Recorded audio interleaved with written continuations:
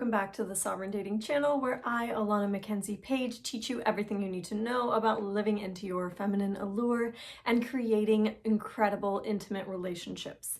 Today's lesson is all about creating emotional intimacy on first dates. And this is incredibly important because a first date can really make or break a relationship.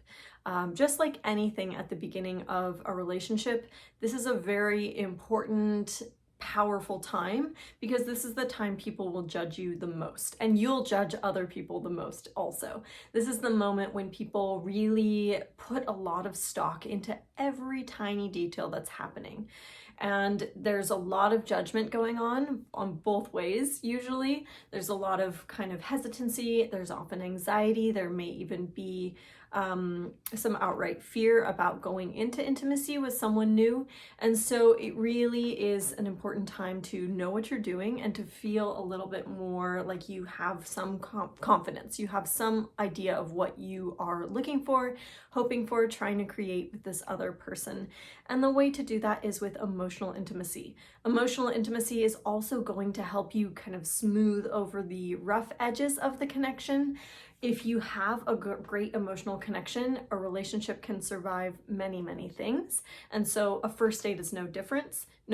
Is if you are in that emotional connection state, you will be able to create a much better conversation, a much more interesting time with this person, much more of what people call chemistry in a healthy way.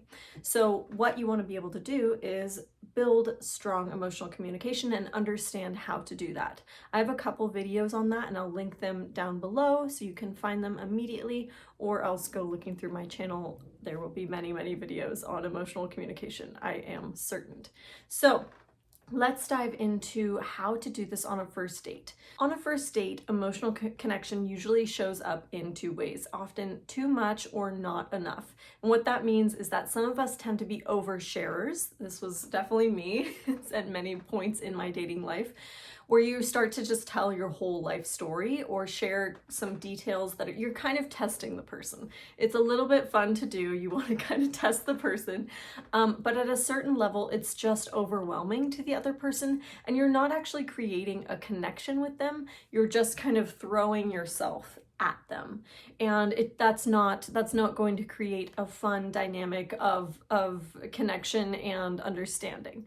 So what you want to do is be able to pull back a little bit. I want to say this is in my book, The Art of Feminine Seduction, where I teach everything that I teach on this channel is all in this book, and there's an exercise in here. This is what I'm going to be talking about today. Is called the invitation versus intrigue exercise. Balance. So you want to be able to balance this invitation, which is to be open and inviting and warm and friendly, and the intrigue, which is where you keep a little bit of mystery. Especially at the beginning in a first date scenario, you don't want to be sharing all of your life. You don't want to share your entire life story.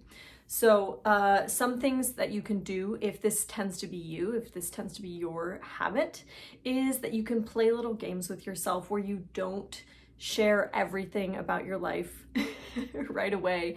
You can kind of keep this energy of, I have a secret, I can't tell you. You can schedule your dates so they're not more than 2 hours long. Really be intentional about the amount of time you let yourself have with someone right away, like on the first date. That can really be helpful if you tend to let everything go right away. Don't drink on a first date if this also tends to be you, because that can really, I should say, don't drink too much.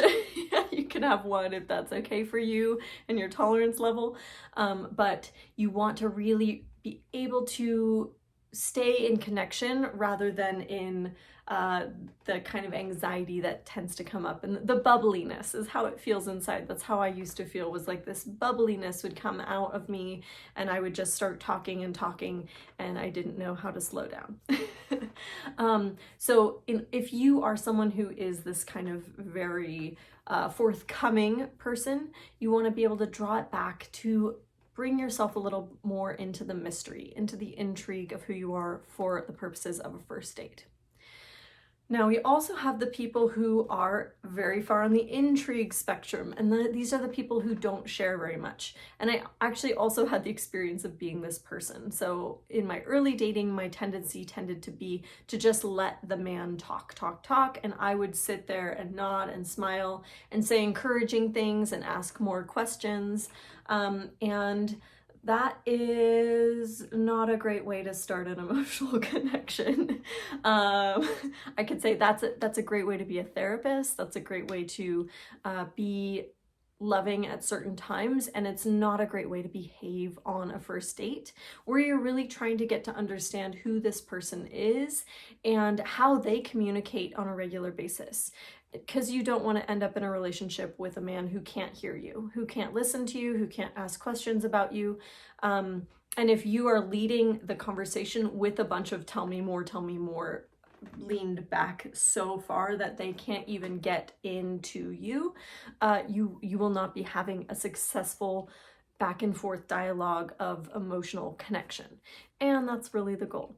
So for those people, what you want to do is you want to bring a little bit more of the warmth and invitation into the conversation. And again, my videos or my lessons on emotional connection can really help you start to bring more balance to that, to the conversation where you're sharing and then they're sharing, and you're drawing more information, more emotional connection out of them, which will make you feel safer to express yourself emotionally at an emotionally deeper level.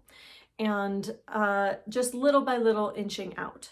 The other thing that you can do if you are this kind of person who tends to be a little bit more withheld is that you can practice having a few stories that you definitely want to share. So you know that you feel safe talking about certain parts of your life, right? That are emotional, right? You want to choose certain parts of your life that are slightly more emotional. So whether that's maybe talking about your children or talking about your sibling relationship or talking about certain aspects of your work, depending on what you do. I don't recommend just choosing my job as your highest emotional connection to talk about on a date. But if there is something about your job that you're truly passionate about, that's very meaningful for you, absolutely that could be a good topic to bring forward. You want to really just make sure that you are also sharing from yourself and that you're checking the other person for how curious they can be about you and your experience, because a first date is really just about that. It's about how much of this very light emotional connection can I create? How many, sort of things can I reveal about my relationship to the world, and how much can I find out about your relationship to the world, and whether we have matching values. A first date is just really about that question. How well can we communicate about our values and our principles and the things that matter to us?